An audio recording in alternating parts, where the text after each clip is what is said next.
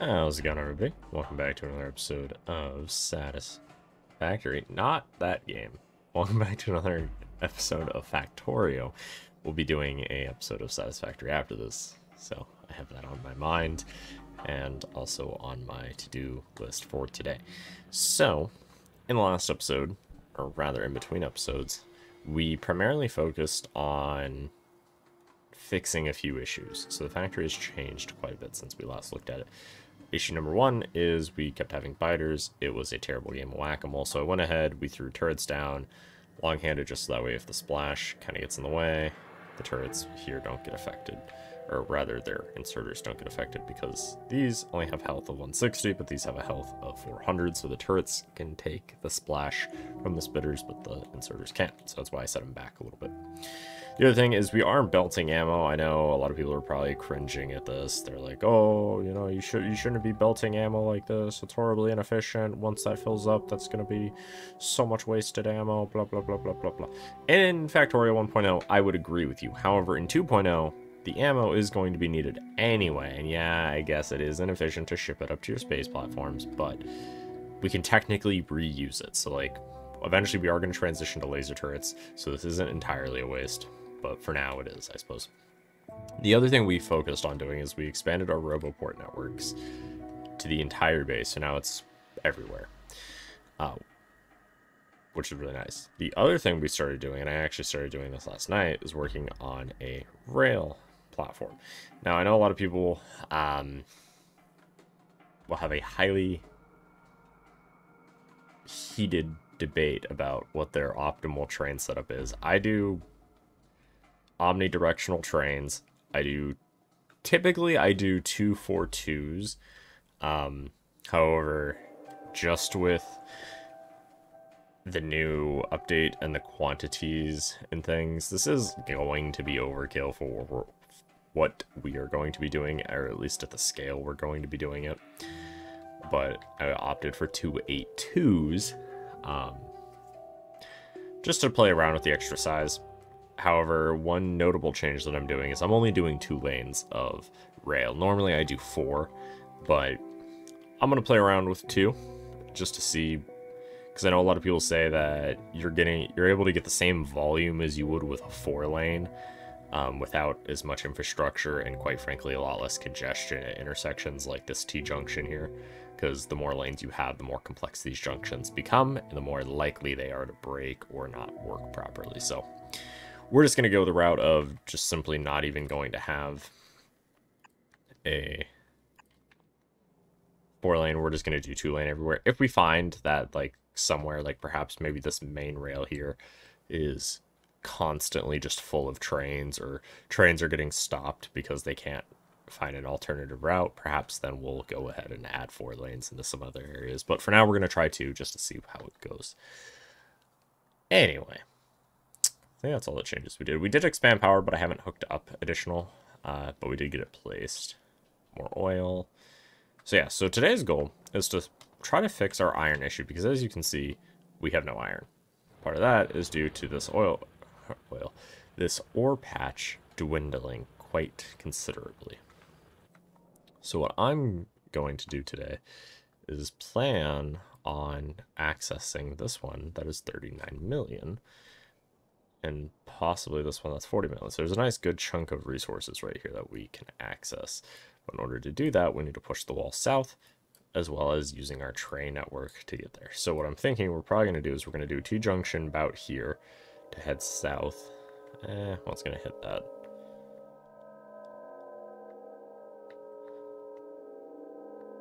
Okay, maybe we'll do it here. So maybe we'll get this one instead. Yeah. I can branch this way? Yeah. Alright, we're going to do a T-junction about here on this side. It's going to go down, and then we'll do a branch here. So we do need to secure these areas. So this is one region where laser turrets, I think, are going to make more sense. But we need to hook the laser turrets up, because we have not hooked them up. So we need batteries, green circuits, and steel. Now, the ultimate goal here that we're going to be trying to go for is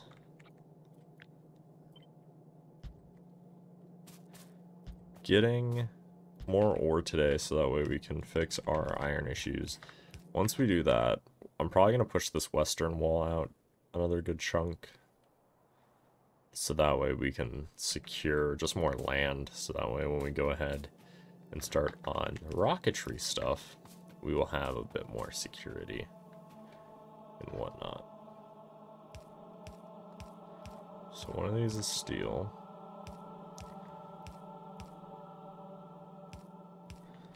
One of these is batteries. Okay. So like that, like that. We need batteries, which I think are on this one, right? Yep. Then I don't really know what the quantities are that we're gonna need for some of these things. And by that I mean, like, I don't know if we're gonna need sulfur more on the bus, because previously it only really went to one thing. I know you can do, like, look at the Factoriopedia and go like, oh, what's it used in? Well, it's used in sulfuric acid, explosives, coal synthesis, or chem packs, so it's not used anywhere else. There are some alternative recipes where it's like, oh, okay, well, it's only clearly used for one thing, so then it can still get only, it can go on the bus, but then immediately just go to that. So there are times where I'll look at them and go, well, I guess we don't really need to change much. How's power going? Just fine. Alright, so we're gonna do these. So we're gonna produce not 0.03 per second, which if you multiply that by 60, what does that end up giving us? 0.03 times 60. So we're getting about 1.8 a minute. Well, times 2, so we're getting 3.6 per minute. So let's go ahead and let's just duplicate this. Like so. Because we're gonna need laser turrets for pretty much just about everything right now. So that's gonna double how much we're getting, so we're gonna get 7.2 per minute. This way, which is fine. And we can use these to defend the ore outpost. However, that does mean our power consumption will go up, which we don't really have the power for that. So maybe we do just expand the wall.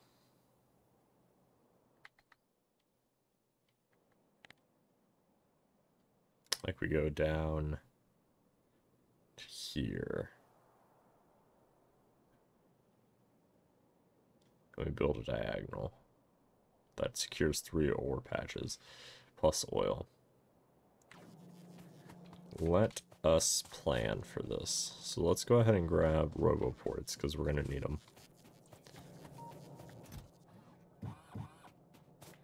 Let's go ahead and grab, whatchamacallit, more large power poles, and then we're going to head south and expand that as best we can.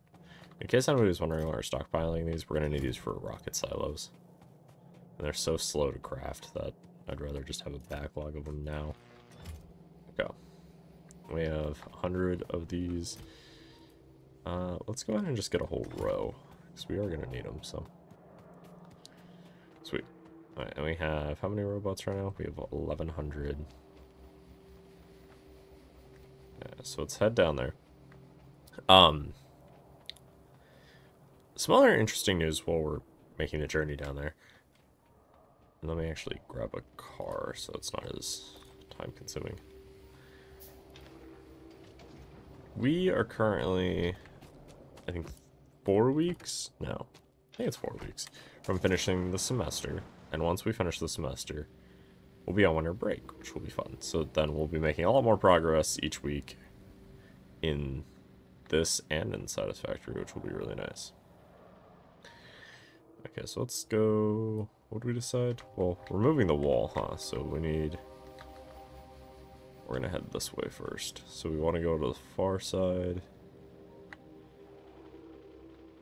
Let's go one more. Let's go right here. Okay. So let's grab the car, and then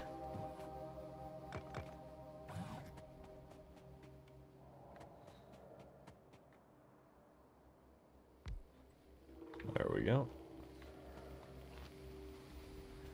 And so now what we're going to do is operation go as far south as we can.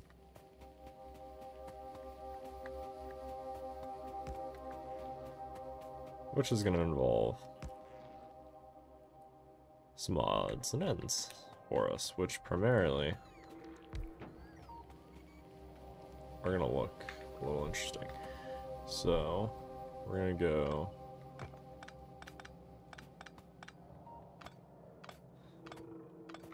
like this, like so, like so. Okay. So we're going to remove those components. And instead,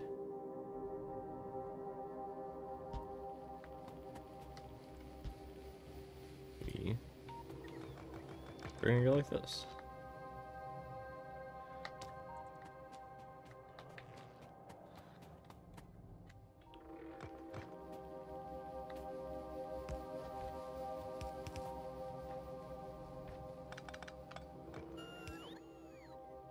Okay, we need one more.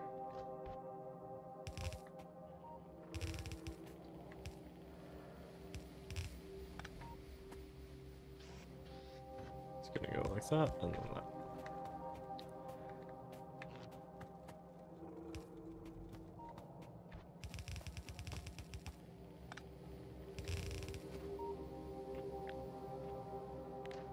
And then copy. Sweet. Okay, well, aside from the RoboPort very clearly being the way, we should just be able to go like that. Because as we go down, like that. So what we'll do is we'll secure this region, and then we can start laying out the rail for the region that we need. So the expansion that we're going to be making hopefully shouldn't be too terrible in terms of how hard it's going to be. It shouldn't be that bad. The biters aren't too aggressive towards us just yet. Okay.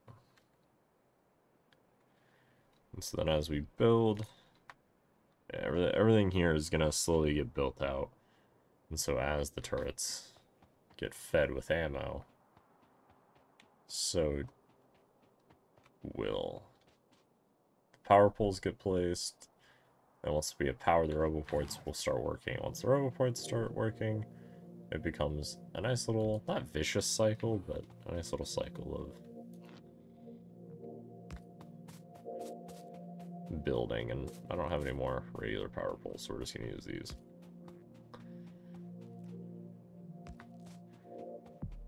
Just so that way, I guess it's like a stopgap measure in the event of like something breaking.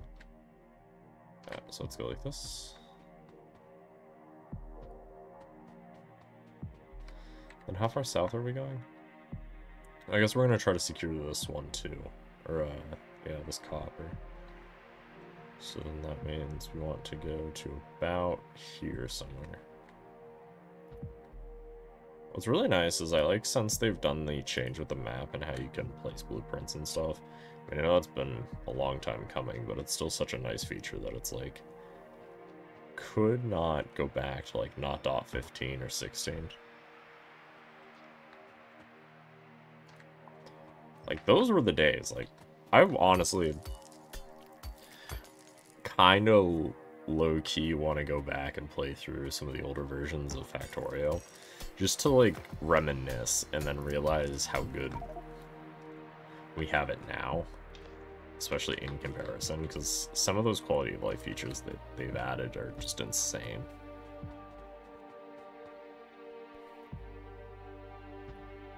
And it only has gotten better. Like, honestly, I remember seeing a review the other day that talked about how would you buy, or it might have been on the subreddit, but would you buy another DLC or game from the Factorio devs just blindly? And it's like, yeah, 100%. I think a lot of people would, just for the fact that it's such a good developer in terms of, like, they don't sell you snake oil. They don't tell you, oh, well, the game is coming out this year. Oh, actually, it's not. You have to pay for the ability to even play the game early, on top of having already paid to play it. And by that I mean, like, you're paying to beta test it, when in reality the beta test should be the chance to be like, okay, do I really want to buy this? That's why I think games that do open betas and stuff honestly do a little bit better. Not saying that they've done that, but they don't really need to, because they kind of have a pretty good gold standard for what is going to be expected from their game, and so they know that, like, us as the player base aren't going to take falsities and lies that other game developers try to push on their player base. And I know a lot of people are a little upset when they raised the price by $5, but quite frankly, a game like Factorio, I would have gladly paid $5 more, $20 more. And I'm glad they didn't, but I would have gladly have paid for a price difference in the increase. Just because I like the way they've done things. I like the transparency they have with the Friday facts. There's a lot of under the hood stuff that they have shown us that other developers just don't. That's nice. But I am sad to see that anybody who's read the most recent Friday facts is kind of also in the same state, but it was kind of expected, and it's been a long time coming. But they've essentially, in summary, said that unless some major feature or change gets added, which it likely won't, the Friday facts are likely going to stop, just because really all they have for now, or at least the next couple months, is just going to be bug fixing while they look towards their next project, as well as kind of taking a little bit of a break from the development of Factorio 2.0 Space Age, which I don't blame them. I definitely don't blame them. I would certainly also want a break after having just done the awesomeness that is this DLC. So I'm happy to know that they are going to continue, like, fixing the bugs and stuff, but I'm a little bit sad to see that a game that a lot of us have grown up on in terms of watching it grow. I can't really say grown up on in the same way that, like, Minecraft or something, right? Where everybody started playing it, and then, like, it has evolved into what it is, and, like, now people who were playing it as a kid, they themselves now have kids who are playing it. But, like, this is the type of game that a lot of people have seen grown up over the last decade, which, again, is kind of crazy to think about, that, like, 10 years ago people were playing this game, and it's kind of come a long way. So it is definitely nice to see. For a second I didn't know if we had power poles. We do have power poles. There's the ammo. I'm like, the ammo should be coming through. Okay, we have some long-handed ourselves. Oh, the robots are placing them. Oh. So as we go down, once we fully encapsulate this region, we're going to eliminate this base, and this base. So there should only be 3 we have to eliminate as we push down. And then we're just going to go ahead and place a radar here, just to make sure we have vision.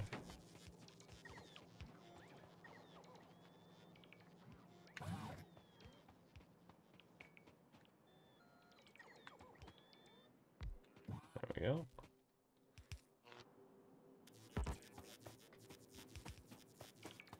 What's really nice is these things are close enough that we can easily place everything we need.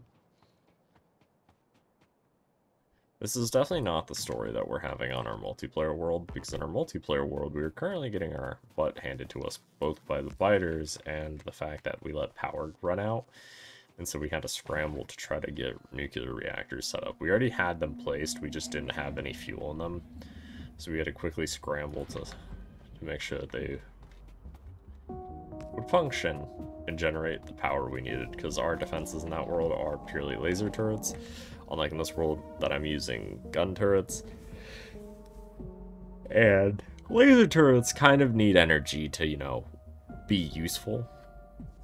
So that is one reason why I haven't transitioned over in this world to them, just because A, we don't have the power, and B, doing so would be very costly. However, yes, it is a resource sink, quite literally, with all the ammo and all this infrastructure you have to create.